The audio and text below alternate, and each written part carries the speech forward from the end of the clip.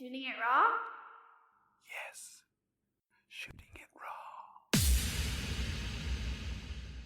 raw. We now have Hali Faqs with us on the podcast on Shooting It Raw. And I've known Hali for a couple of years now.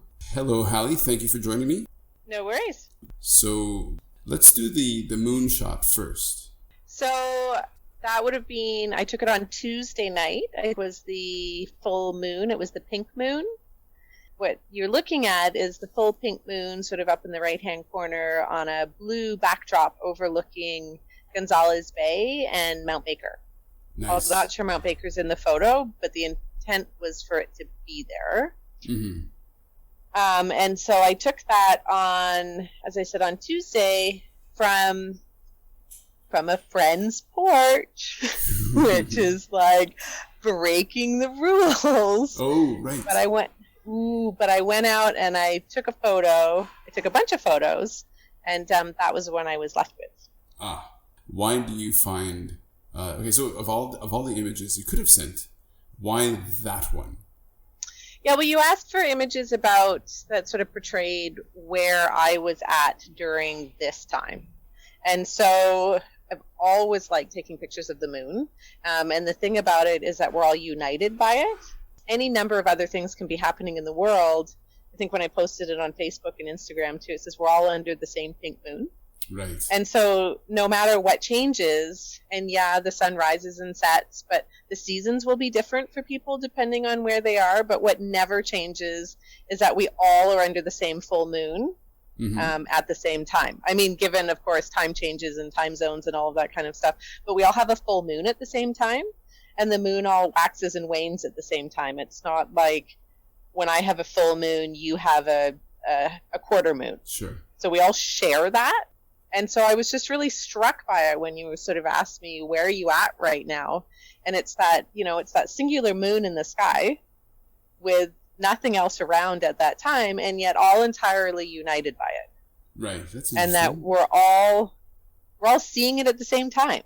We're all not exactly the same time, obviously, because of time zones, but everyone is experiencing that.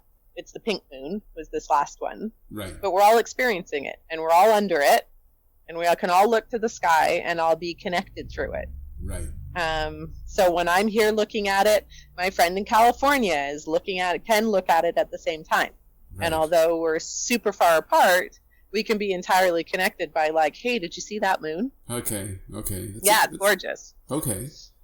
At the bottom right, there's like a pine tree of some sort. At the bottom left, the little slivers of land. Yeah. No waves, really. Let's see. I'll just describe super calm. Yeah, super calm ocean, or sea or ocean. Ocean. Ocean. Really? Isn't aren't we facing the landmass of Canada? Yeah. So a passage. Yes. But what sea would it be? Is it the Salish Sea or no? No, the Salish Sea's on the East Coast. Juan de Fuca. I like saying Juan de Fuca. It's the Juan de Fuca Passage, but it's part of the Pacific Ocean. No, it is definitely connected to the Pacific Ocean. So, but there's no sea. Right. Okay. No. I don't know. No, there's no sea. No, it's the Pacific Ocean, and it's the Strait of Juan de Fuca. Okay, got it. So looking over at the mainland and Mount Baker, which is actually looking at the United States. Right. What I like is that the moon is this. I wouldn't say it's orange. I mean, it renders different than different monitors and all this stuff, but it renders kind of orange and the blue of the is it twilight, I guess? Yeah. So it was just at moonrise. Okay. So I would say moonrise was 7:36. I only know that because I had to time it perfectly, and that was probably at just it would be twilight. It was just after 8 o'clock. Right. So it was just as the sky was changing. And you're photographing with which camera? Oh, I was on a Fuji X2. Right. I mean, that's the thing. Like the reason why I asked you was because you make a lot of photographs, and you know about photography. Like you're not just you know, even with a cell phone you can have amazing images. How long have you been doing photography then?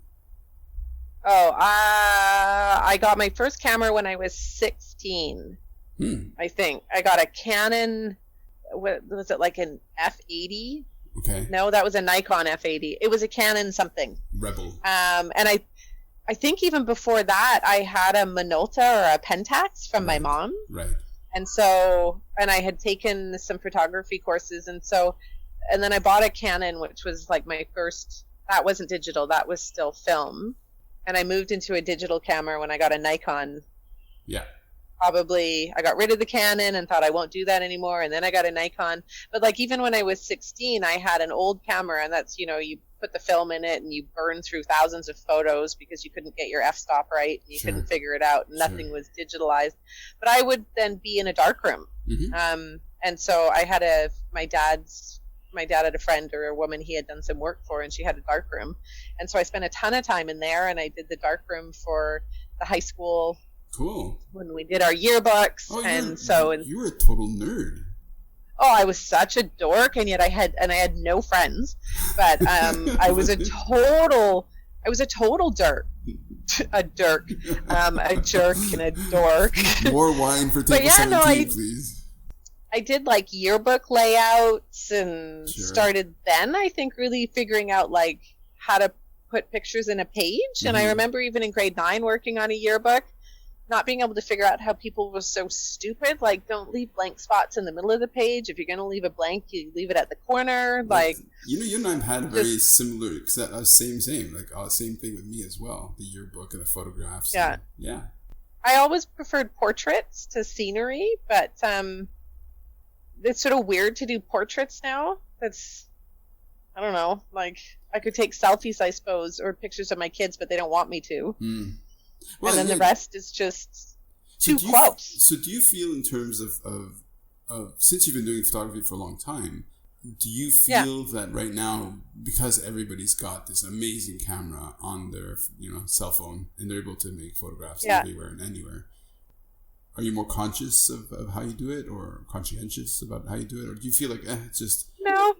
And I do a lot on my cell phone, a lot more than on even my Fuji. And I actually end up taking more photos on my phone than I do with my camera, because on my camera it means I've got to, it's really hard. I have to take out the little micro disc and plug it into the Mac. And my goodness, that's an extra glass of wine for sure. And that's an extra glass of wine. And then I want to transfer it back to my phone because I want to upload it on my phone and use Snapseed. And, but you know what I find? Like there's a lot of people who they buy really expensive. They get a brand new cell phone because they want the new camera attached to the phone. And then they're still like, I don't understand how you can take a good photo and I can't. My camera's better than yours. Right. And I'm like, because it's not just about the machine. It's not just about the camera. It's not about the lens. You're completely missing the eye to editing. Yeah. And that's a good point. If I see one more crooked horizon, so help me God, I can't. OCD comes out. Well, so there's two things where the OCD comes out. It's on a crooked horizon, and it's like, come on now, everyone's got the ability on a phone or whatever device you're shooting on to correct your horizon. And if you notice that your horizon is crooked, you're shit. You should be shot.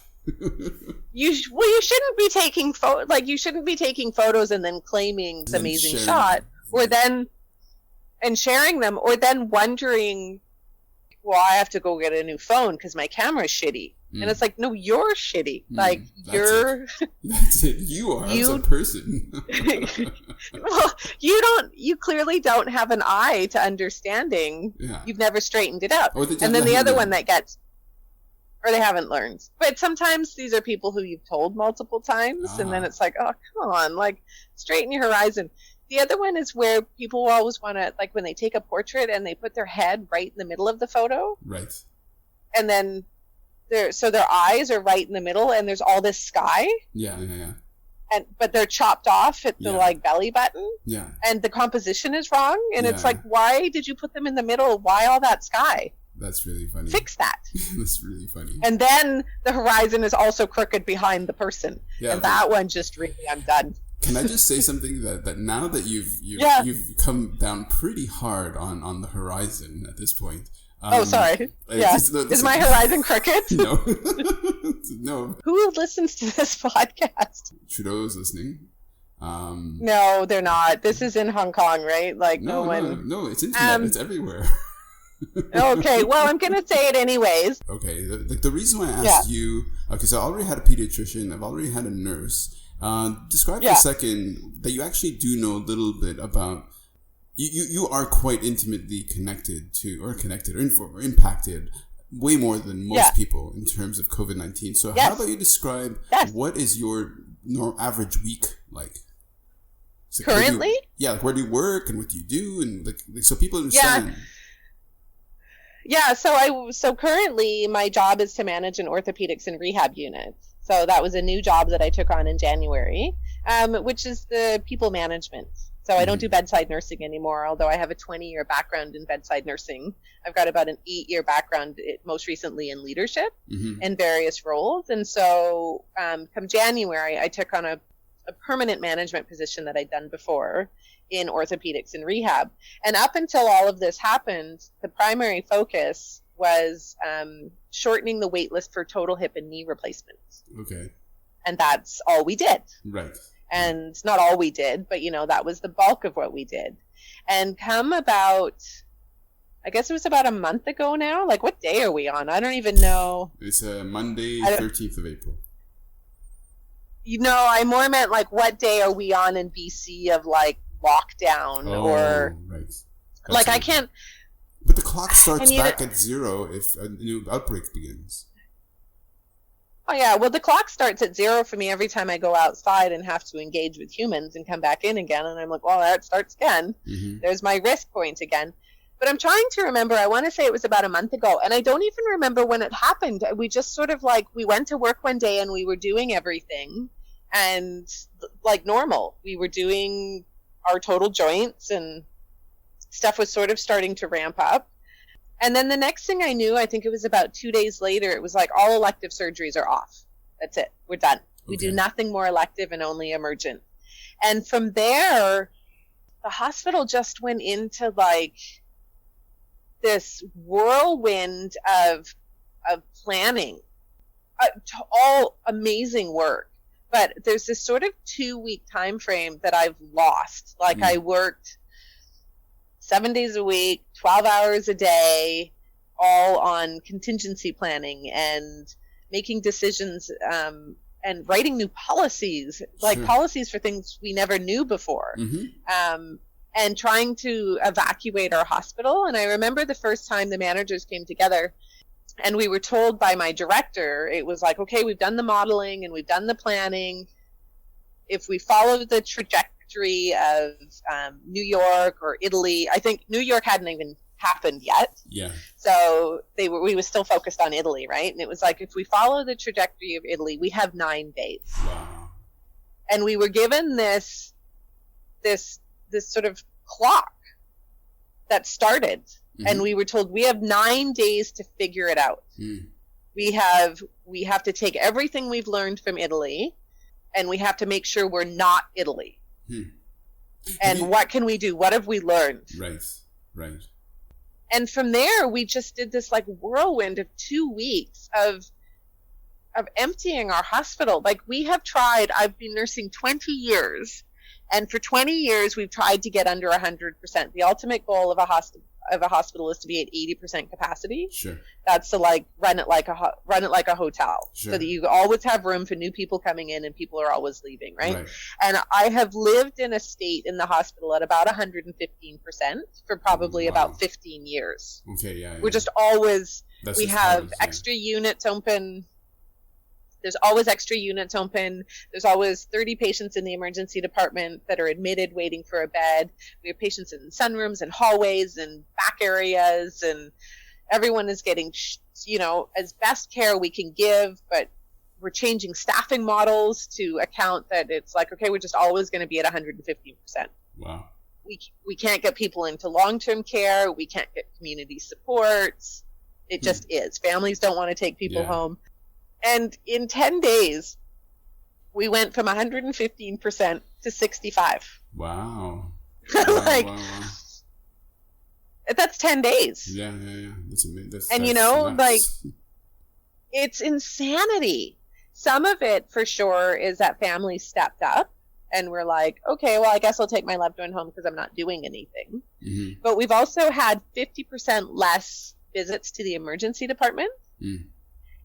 And it's not like we're not still providing emergency services. It's just people aren't coming in anymore with, oh, my tummy hurts, or I have a hangnail, or, I tripped on the curb and I sprained it and I don't want to go to work tomorrow.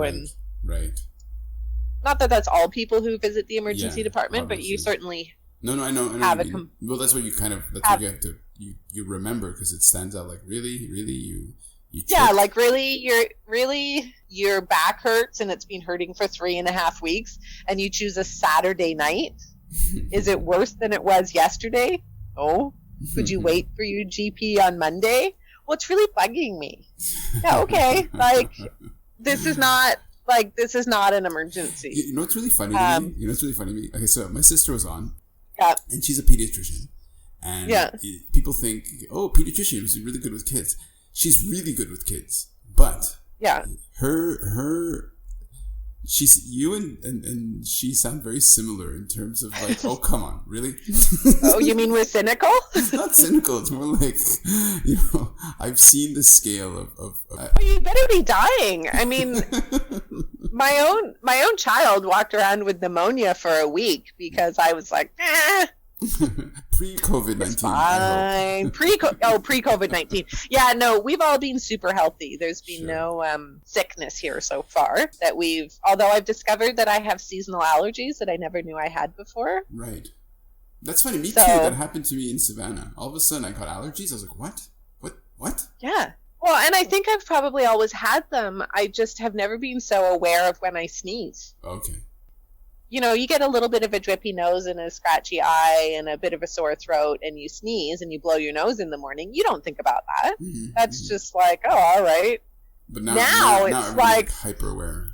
Now it's like, oh my God, it's happened to me. And then I'm like, wait a minute, I've been feeling like this on and off for 6 weeks. It's not changing. How many cases in BC or Victoria that have been recorded? Oh, I know Victoria's number is 84. Wow. Okay.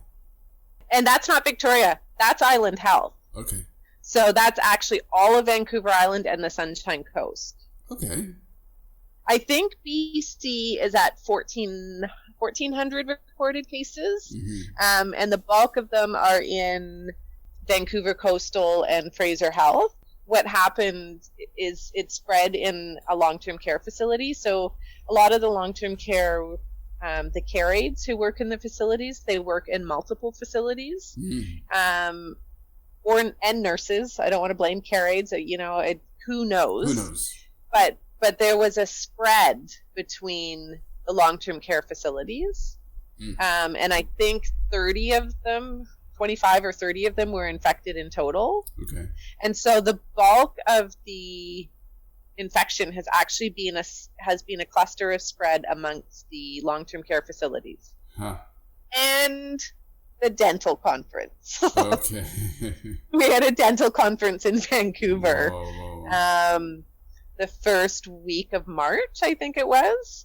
But that's before we were doing anything, right? Exactly. We were just like, oh, it's in Italy. Yeah. Like, we had no recorded cases here. Mm-hmm. And so they had a massive dental conference, and the bulk of the cases recorded on the island have actually been from that dental conference. Got it.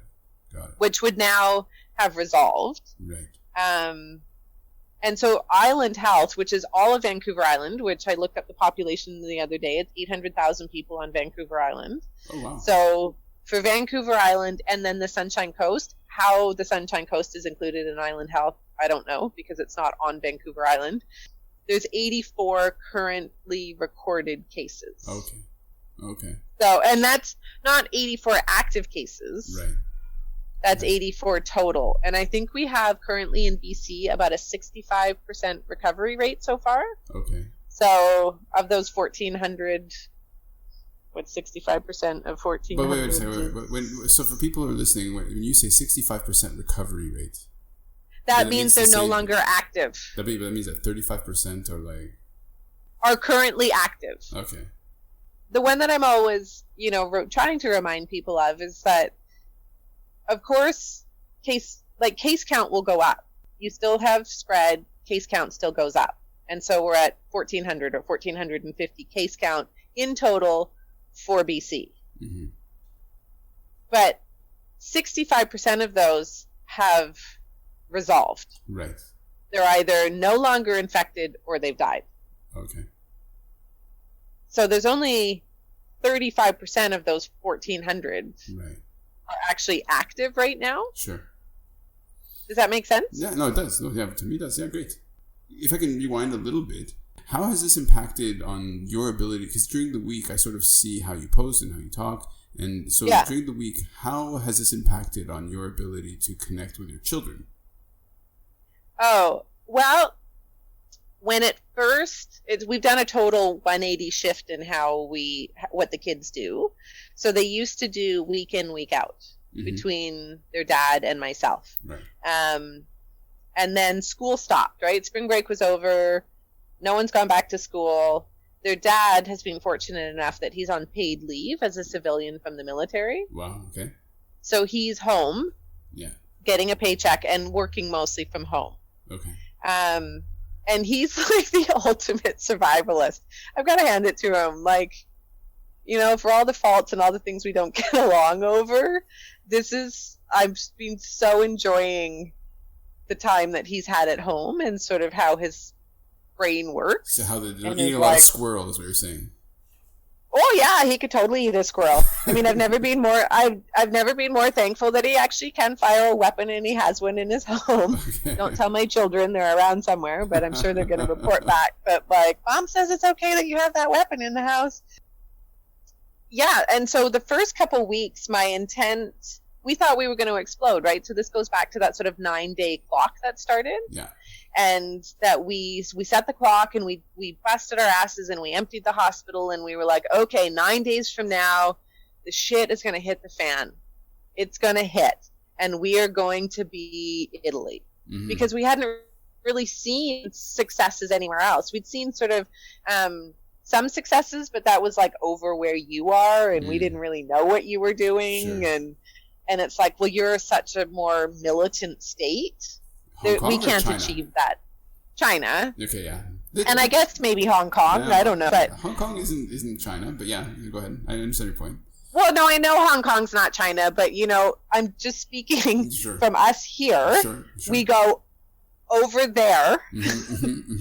You people over there. Right. You all get lumped together, China and Hong Kong and Japan, and you're all just getting lumped together right now. Sure. And you just have harsher rules. Protocols, yeah. Okay. Protocols. Your protocols are harsher. Sure. We're never going to achieve that. There's no. That's what my sister said as well. She's just like, no. No, you can't achieve that in the West, right? And so we sort of looked to Italy, and we went, okay, well, that's our reality. Right. We didn't shut it down fast enough, or we didn't know, and Italy was doing fine, and then it exploded, and then they tried to lock it down, and then they all escaped, and we'll follow the model, right? The modeling, and we'll follow this trend, and we know the incubation period, and so we have 9 days. Clock starts now, and go. And so we sort of batten down the hatches, and I don't know, you've been camping or sailing, and you're on a boat, and it's calm, but you can see the big cloud coming, and you're like, oh shit, that's gonna hit hard, and there's no escape. Sure. There's nowhere to go. There's no, it's coming. You're out on the west. It's coming. So, tie down the straps and put down the anchor and just prepare. And so we did that. And so part of what I was doing, this is back to the kids again, part of what I did then is we just sort of made a decision. It was like, okay, well, you go to your dad's now. Because I can't have you here when a hospital is overrun with patients who are sick. I'm putting you at risk. Yeah. And so I made that decision, and the kids went to dad's, and I didn't see Dave. And, at that point I had made decisions. It was like, I go to work and I come home. Yeah. And that's what I do. Yeah. And I'll see you. Who knows? Who knows when I'll see you? And these are your kids, right? And technically they live in your house. Mm-hmm. No, and then intense. the decision, very difficult.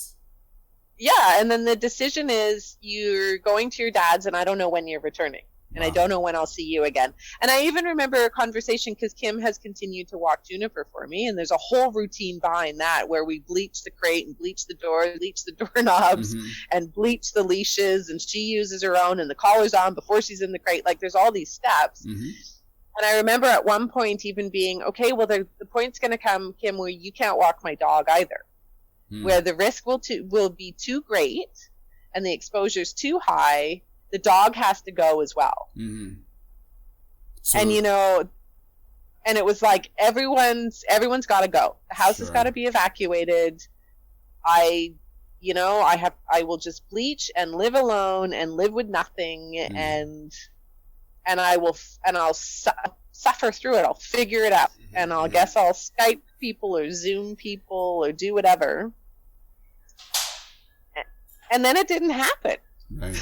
Well, because I mean it. Well, okay. So why the difference in BC versus Italy? I think I kind of know my interpretation. What's your interpretation? Why has BC done so much better? I think when you look at the population of BC and how big it is, and the population of Italy and how small it is, I think the one thing that has really saved us greatly is that we're not so congested. And I think this is why we're seeing higher cases in Vancouver and not in Victoria or on the island, is we're just not condensed. This will be why Quebec and Ontario also have a jump in numbers as well. I don't know. I don't know if we were always just a little bit better being distanced anyways. Where Italians are so close and intimate. Yeah. I know. And the Italian, they have an older population. They smoke more than we do. Like they've got some risk factors that they've already kind of thrown into it. Certainly for their fatality rates.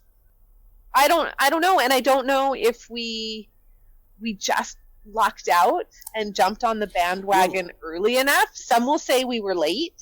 Well, I don't know. Well, I think it's never the same, right? So, for example, Italy couldn't learn from Italy. That's right. You're learning from Italy. So you're going, okay, this is different. So there's definitely a learning curve that they weren't benefiting from. Yeah, and I mean, we learned massive things when it came to sort of hospital preparation. Like we learned so quickly. The Italians were like, we wish we had made a single hospital that we concentrated all the COVID patients to, because the spread, if you don't, if you're going to do it, that you cohort on units, you don't have patients on individual units, you make cohort units, you make an ICU that's dedicated, you ramp up those services, you evacuate your hospitals. And so we did certainly have the opportunity to make those decisions, which is what we did. But I mean, so did New York. Well, but it's also scale. It's also like population density, as you said. It's also it's hard to compare apples to apples here. Like every city is going to be different, I think. Yeah, and so I guess the one you could maybe compare to is you start looking at like Montreal and Quebec and Toronto, sort of more heavily populated and more dense populations. But again, they had warning, right? Sure. So they did the same preparation. Canada did the same preparation at the same time. Right. There was and I think that's probably what has helped BC as well, is that Trudeau came out and made decisions because things were ramping up in Ontario and Quebec, but he applied it across every province. And then our sort of BC health minister followed suit. Right. And took those recommendations right off the bat and was like, okay, well, that's what we're doing. Sure. We are united in doing this. Sure. Where we're not divided provinces. I do remember, though, in the first couple weeks where it was like social distancing, don't go out, don't see people, and yet the Clipper, so that's the ferry that comes from Seattle, and the Blackball ferry were still running. Right. And we still had tourists coming in, and it was like, and Washington was the first major city in the United States, right? And which is where Seattle is, and it was like, what? Why is the Clipper still coming into downtown? Mm-hmm. Why are you running? Yeah. What?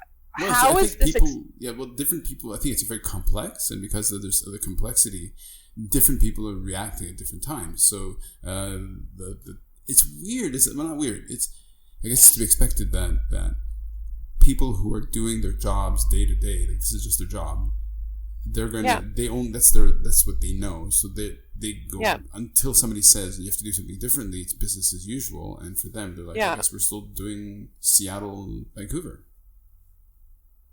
I know, but I guess so. I guess until someone tells, that's very American, until someone tells me to social distance, I'm not going to, and I'm going to listen to the Orange Monkey Man. So we had all expected, because those ferries were still running and Washington had ramped up, there was a lot of our preparation was like, well, I guess the tourists will just bring it in, and they will infect our locals, and then we'll see a bloom, right? Right. And that didn't happen either. Okay. So I don't know if we're just so antisocial or clean. I don't know. I think there's something to be said for clean and orderly and just not dense, right? Like, for example, Hong Kong, 7.5 million, super dense, right? Like that kind of density you don't even see in New York. Right, so. And is Hong Kong bigger than Vancouver Island, like the square footage wise? I don't know. No. I think I remember. No. Hong Kong is way tinier. I think there's something like 18 Hong Kongs will fit into one Vancouver Island. Shut up. I don't. We can look it up. But it's way smaller. It's way smaller. Right. Yeah. My facts are always kind of like messed up. I love it. Make them up. I did this with Kaden.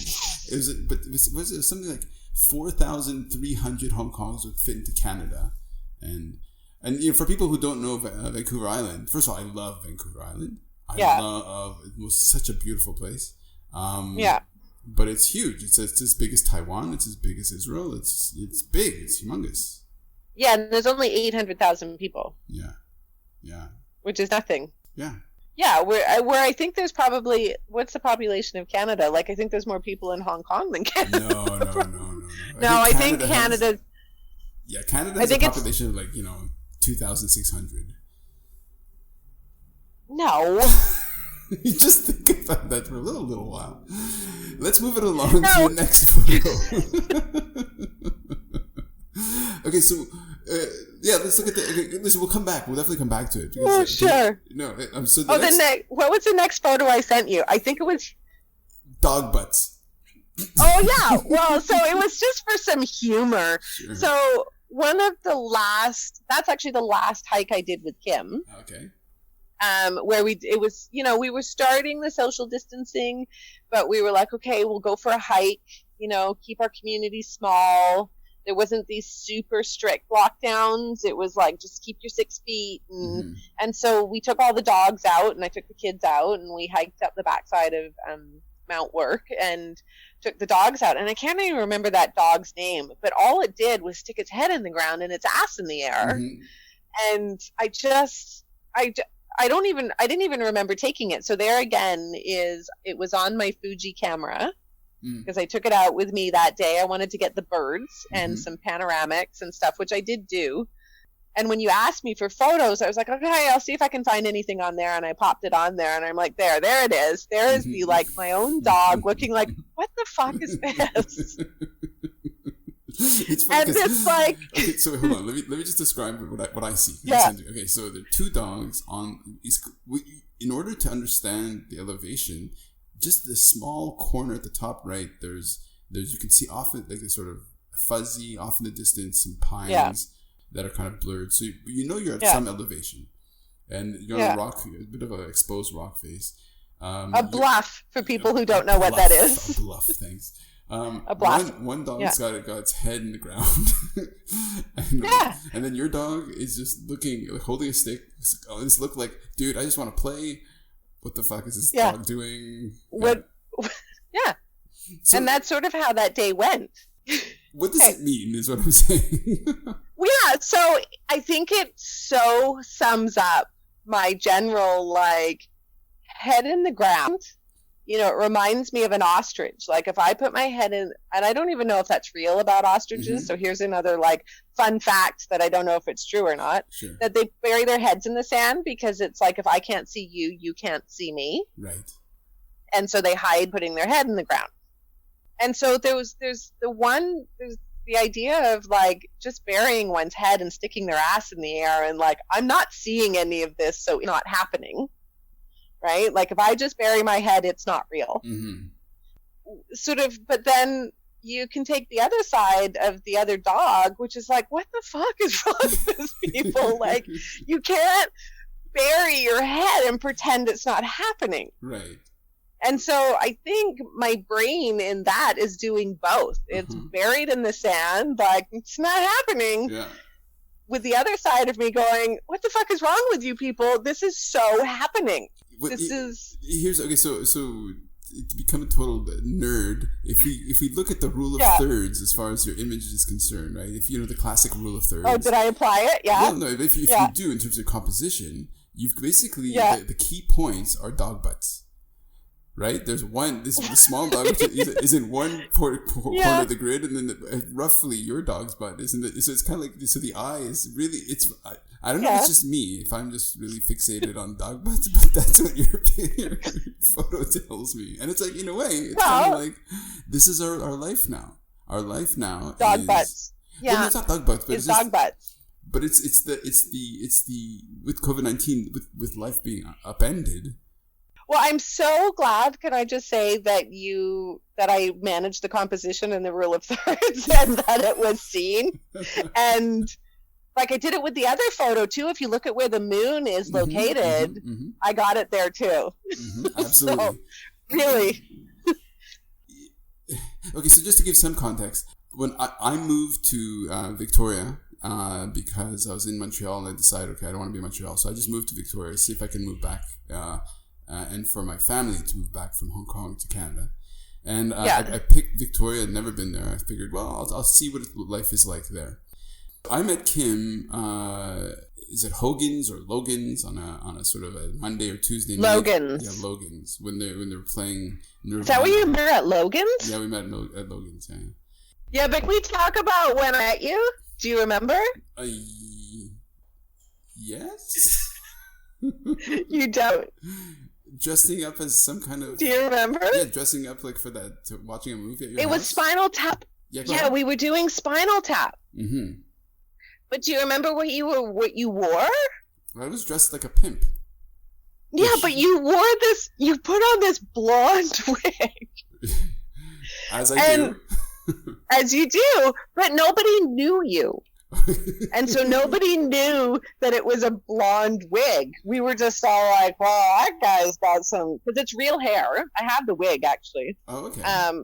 It's real human hair, and you had it coiffed so perfectly that nobody it was like, is it a wig? Like, is this is this a surfer?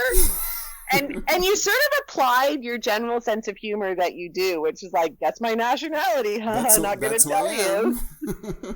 That's who I am. Not going to tell you. Sure, I'll be Mexican. Idiot, I'm not Mexican. Right. And I remember standing in the kitchen with you, and you're like, what do you think my real hair looks like? And I was like, oh, fuck, I don't know. Like, this is the worst game I've ever been asked to play. It's like a woman saying, well, how much do you think I weigh? Like, I'm not playing this game. I'm just not going there. Yeah. Like, I don't want to play what's under the hood. Like, You didn't have a dog when I was visiting. No. When I was in fact, I remember, in an amazing twist of fate, I had brought 4 of my pets to Victoria. Yeah. And then I brought 2 of them to your house. Why did you decide on getting this beautiful dog that you have? This dog in particular, or why did I decide on a dog? Both. Yeah. So you can probably tell people too that, like, when you brought your dogs over, I didn't really care much for them. No, it's okay. It's fine. You don't exactly hide your feelings. No, it's fine. No, and it's fine. It was like, oh, dogs, they're like children. Yeah. I mean, I have 2, but I don't really like them. I mean, I like my own, but I don't really like other people's children. I've never tolerated them much. So it's like, I love mine, but yours, And it was sort of, and it was always like, oh, I like pets, less than I like children. Sure. And I only like my own children. So I never wanted a dog. There was I would look after Kim's dog for her periodically when she went away. And I was like, yeah, okay, that's fine. We'll do that thing because that's what you do. But never really loving it. And then, to be honest, I had you and I talked about this about 6 months ago. I didn't have a very good year, but I was suffering like a lot of anxiety and a lot of, maybe that's just what you do when you're in your early 40s. But I was really suffering sort of this existential, like, why am I alive? What is the point? We're all going to die. The world is getting too hot. The apocalypse is coming. And you didn't know that the apocalypse would be the COVID-19. But yeah, go on. No, I didn't know it was going to be the COVID-19. And like debilitating anxiety that I really suffered to even get out of bed. And I could do it. I could get up and go to work, but even like mid-work, I would have panic attacks and I'd have to talk myself through them. And thank God, my lovely friend Dave had helped me with a lot of sort of mental ability to be like, this too shall pass. This is just in the moment. Ride it out. Cognitive therapy. Like he and I had done a lot of work in that regard, not knowing how helpful it would be. And I suffered that one alone. I didn't want to share it with people. I really didn't feel comfortable. I didn't want to burden anyone. Sure. I sort of had enough wherewithal with me to kind of know it would pass. It was just something that had to happen and it would go. So part of all of that was I had these constant dreams that in the apocalypse, my youngest son, Eli, comes out of it alive with a dog. Oh, right. Because the only thing, the thing he wanted was a dog. Now, of course, poor lad, all he wanted was a corgi. That's not what he got. But it sort of started with this, I don't know, like all he wanted. And I remember in part of that anxiety and part of the trouble was sort of this like, God, it's such a simple ask. A dog really is a simple ask. I mean, it's not in the end because she's very much a lot of work. A new part of your family. Yeah. And so, but I was determined sort of when I came out of that fog, it was suddenly, and this happens to me, I won't have an idea in my head and then suddenly there it is. And it's like, how was it not there all along? People ask me if I have a 5-year plan and I'm like, no, because I don't have a tomorrow plan. But the only reason to not having a 5-year plan is what I've discovered is that by not having one, amazing opportunities always come around. Sure. That if I was so focused on a plan, it wouldn't happen. And yet in saying that, I can have moments where suddenly a thought I never had never seems more perfect. Right. And I don't know if that makes sense, but it never seems more like, well, it was there all along. Sure. And so that's what sort of happened with getting a dog. It went from I'm never having one, and then I don't know, I woke up one morning and I'm like, no, I'm a dog. No, I'm getting a dog for this reason and that reason. And it was now like it had been there my whole life. It was what I was supposed to do. Well, it's so why that particular? I mean, is that why that dog? Is she a rescue? Or no. I tried the rescues. I was determined. Back to Kim again, I sort of told her what I wanted. I was like, I want a feisty, athletic, super obedient dog. And she's like, oh, you want yourself in a pet? And I was like, well, maybe. I was like, not purposefully, but I want it to be highly loyal and obedient and trainable and stubborn, but athletic. The kind of person you'd want on your staff. The kind of person I'd want on my staff. And so originally I had looked to rescues, and I know that's like the right thing to do, and people should get rescues and do all of that kind of stuff, and I get that. And I don't disagree with it, but when Kim and I sort of talked it through, it was like I had decided at the end of the day, a bit like my children, if they're going to be fucked up, it's going to be because of me. And so I I didn't want a rescue that came with problems. Sure. If I was going to end up with a dog with problems, it's going to be because I didn't do it right. Right, got it. So I was afraid of a rescue, and having not had a dog before, I didn't really know what I was doing. And of course, I picked the most challenging breed to train because God knows I love a challenge. And so Kim was like, well, you should get a Staffordshire. And I quite like the look of a pit bull. And so she's a Staffordshire Bull Terrier. So she's a pitty cousin. She's the British variety, and she's very small. Super cute. Super cute. And I think I decided at the end of the day, too, because pit bulls have a bad name, I wanted one. I was going to prove, because I think it's a bit of self-proving as well, just because you have this idea of me, which many people have an idea of me that's incorrect, that I was going to get a dog, and then I was going to be fiercely, devoted, and no way, man, you are not going to have a bad life, and I will not stand and suffer fools who criticize you for being a pit bull. I'll prove them wrong. Sure. It's not about the breed. Sure. It's about how you raise the dog. Right. And so it was Kim's suggestion that I get this breed. So I got her from a puppy. She was just a year old a couple days ago. And yeah, I'm shamefully attached to this dog. No, I know. Listen, it's a really powerful. A dog is very powerful emotionally, and so yeah, I've seen your posts. Every once in a while, I'm just like, okay, listen, dial it back a little, lady. You're like, yeah. Well, and so here's the thing. So, you were talking about with the decision, what's life been like in kids and stuff. So kids went to their dad, and I got a little teary. I was like, okay, but I can talk to them. I can Skype with them. We'll figure it out. They're mature enough. They're old enough. We can have conversations, rationalize this through. Sure. And then there was this moment where it was like, I can't have the dog anymore. And so there was a period where I was like, well, she's just going to have to go. Wow, yeah. I can't manage the dog and work at the same time. Sure. And I bawled. Sure. It's very powerful. Yeah, and it was sort of at this, I have to come home to something. I can't go do this all day and this be what I'm faced with and not have something at home when I get home. She's, of course, now gone from sleeping in a crate at night to sleeping on the bed, which, whoopsies. No, that's over. Listen, I have 5 dogs, and I think I have 5 cats. And it's just you just have to jump in off the deep end. You're fine. So the photograph is, here's what I really like about it is that I know that you've spent a long time looking and thinking and making images, so you know what you're doing. And so when I ask you this, okay, so something representative of now, you send these, and on the one hand, it's just like this little, it's a snapshot, right? And in a way, in a snapshot, you can find so much meaning. And I just so here's this dog that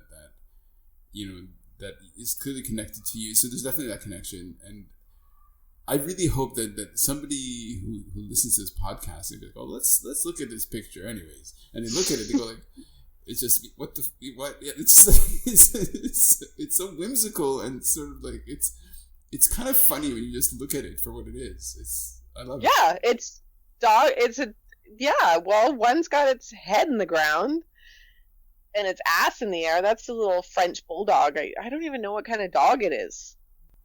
If you were to make a prediction for the next 6 months, what's the world going to look like?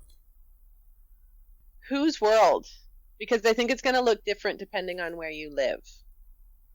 I think it's going to look different. I think here we're just in it for the long, slow burn. Our new normal will just be not really seeing people, breaking the rules sometimes. I think we're going to get to a point where people get fed up and they sort of implode and they just start breaking all the rules, and then we'll have a spike again, and then we get all shut down. I think there's going to be some animosity amongst people. I was talking to my brother about this because he's up on Quadra Island, and I finally got my bike from him. We took an apocalypse run to Nanaimo and met halfway and transferred bikes and finally got it back. And he's sort of up there like, people are starting to get itchy because there's no cases up there. And so you've got the sort of the one side who's like, how dare you leave your house? You've been clearly instructed to not do so. And then you have others who are like going mountain biking together. And he's torn between being mad at the people for breaking the rules and jealous because he wants to go mountain biking with people too. Like, maybe it would be safe.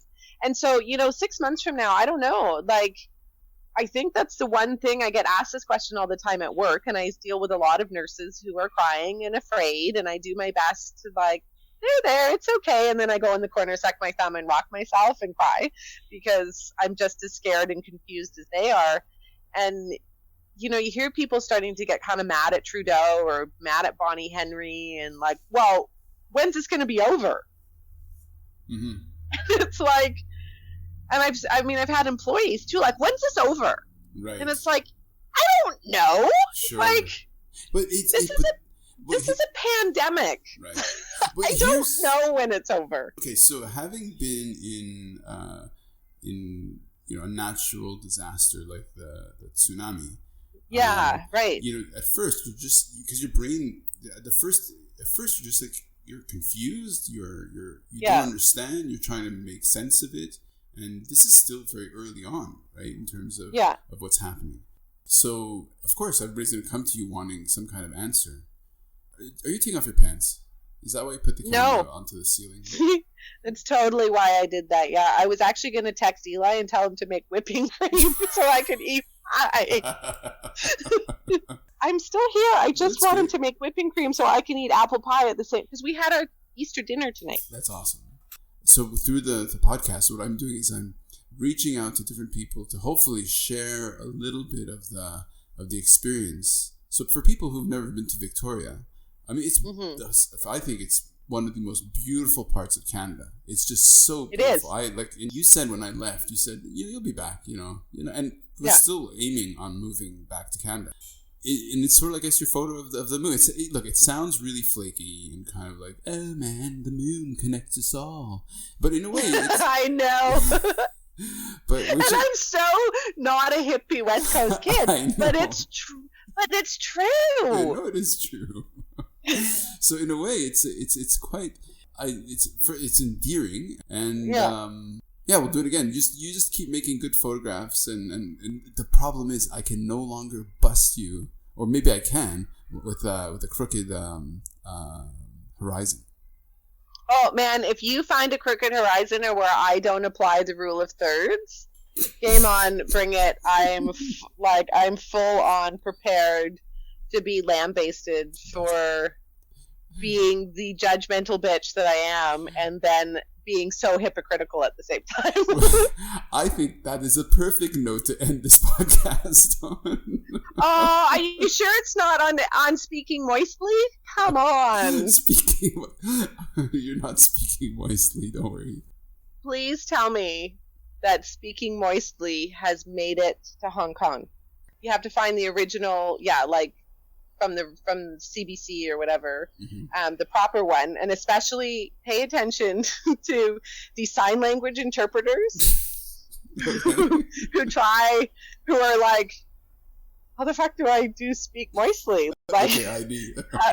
So good. And then his little pause, because it's like watching a train wreck. You have to watch it. You see him and he's like, oh my God, I don't know what to say. I have no idea what to say. And then Speak Moistly comes out of his mouth, and he takes a pause and he makes his face and he goes, oh God, that's a terrible image. Like, and he speaks that.